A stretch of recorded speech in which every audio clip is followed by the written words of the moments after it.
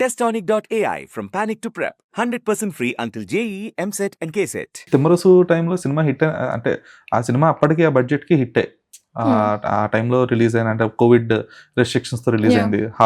Half seats మాత్రమే availability ఉంచి. So ఆ టైంలో రిలీజ్ అయ్యి కూడా అది డిసెంట్ బిజినెస్ అది. అయితే ఆ సినిమా హిట్ అయినప్పటికీ కూడా మీకు వచ్చిన చిన్నపాటి నెగిటివ్ ఏంటంటే లైక్ మీ లుక్స్ విషయంలో కానీ ఇవన్నీ కూడా చిన్నపాటి ఒక నెగిటివ్ క్రిటిసిజం అయితే వచ్చింది. సో దాన్ని ఎలా ఫేస్ చేశారు, ఆ తర్వాత దాన్ని ఎలా ఓవర్కమ్ అయ్యారు? అంటే తిమ్మరసు ఎస్ఆర్ కళ్యాణ మండపం రిలీజ్ అయ్యే టైంకి నా వెయిట్ లాస్ అయిపోయింది. ఒకవేళ అప్పుడు కూడా అలానే ఉండి ఇది నెగటివిటీ అయితే ఇంకా ఎక్కువ ఇంపాక్ట్ ఉండేదేమో. ఓకే. చాలా కొంచెం సర్ప్రైజింగ్గా అనిపించింది. బికాస్ కొన్ని రివ్యూస్ రాశారు దట్ అమ్మాయి చాలా లావుగా ఉంది అది ఇది అని రాశారు. బట్ మేబీ అదే పర్సెప్షన్ ఉందేమో, ఇలా విజువల్లీ అపీలింగ్గా ఉండాలని, ఇలా అయితేనే వర్కౌట్ అవుతుందని.